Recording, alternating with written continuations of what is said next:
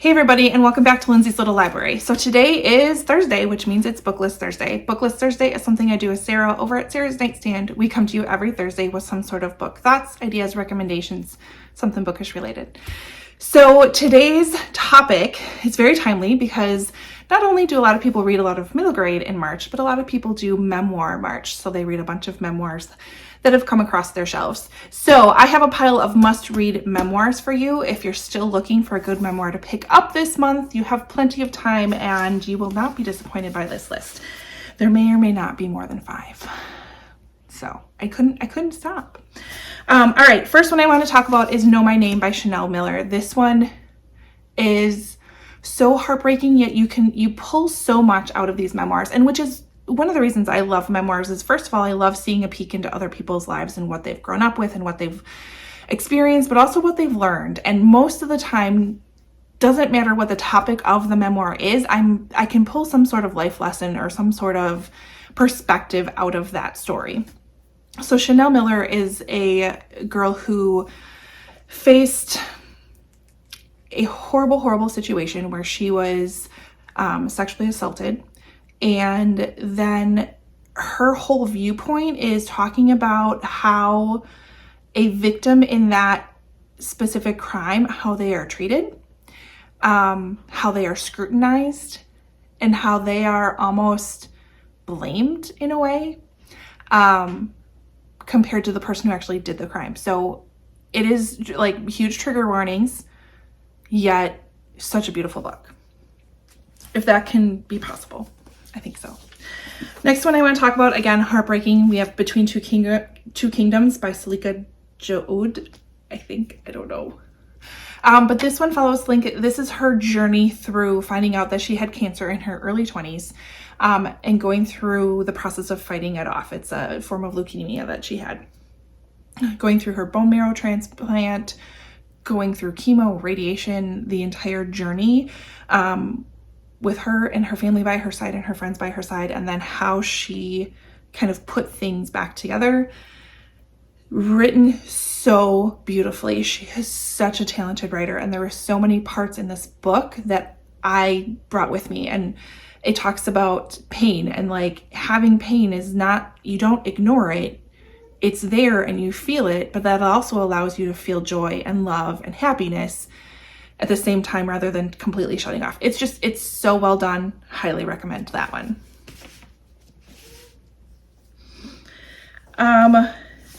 Let's see, what would do these next? So then I have Educated by Tara Westover. I will talk about this book for as long as I possibly can. This talks about her life living in a very like remote doomsday prepper type of a situation with very unstable family and parents, and pulling herself up from being homeschooled to going to Harvard and her experiences through that journey. So great. It reads like fiction. All of these memoirs read like fiction. Like it's so good. Next one I have Hillbilly Elegy by J.D. Vance, also made into a movie, which was done really, really well. But this is his experience growing up. I want to call it, what do they call it? The Rust Belt town. So growing up in this community that the traditions and habits and environment just force almost this continuum of poverty, and what he did and how he adapted and got himself out of it. Another fantastic read. So then I have a couple celebrity memoirs I want to talk about. So we have Green Lights by Matthew McConaughey, also fantastic. I listened to this on audio. I enjoy my celebrity memoirs more on audio because they tend to narrate them. So it's like Matthew McConaughey and I were hanging out and we just we're having a conversation. It's so good. But I loved his take on talking about his life, and it's called Green Lights because he talks about different experiences and different situations, and he would either call them a green light or he would call them a red light. And so it kind of helped or hurt the path that he ended up taking. Such a good book. Really, really enjoyed it. That's one that I could probably listen again and again. I pulled a lot off of that one. Next one I want to talk about, which no one's going to be surprised, is Trevor Noah's Born a Crime. This is his story of growing up in South Africa during the apartheid. It is so fantastic. It gives you a true understanding of what life was like at that point, how he was literally born a crime, with having his black mother and his white father. That's criminal. Talks about his friendships, what he did to kind of survive, the humor that has just been embedded with him his entire life. So there are definitely parts that are hilarious, and there are parts that are just so eye-opening. Love this book. I need to do a second read, honestly.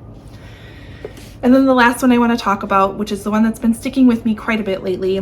This is Friends, Lovers, and the Big Terrible Thing by Matthew Perry. And so he played Chandler in Friends. Friends is one of my absolutely all-time favorite sitcom. I watch it over and over and over and over again.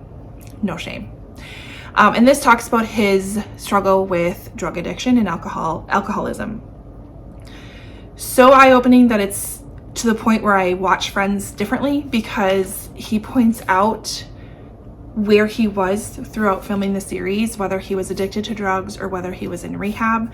He talks about how this is a true disease, how he has the unlimited resources to get the help anytime he needs it, and he has multiple times, and yet he still just kind of can't break out of this cycle.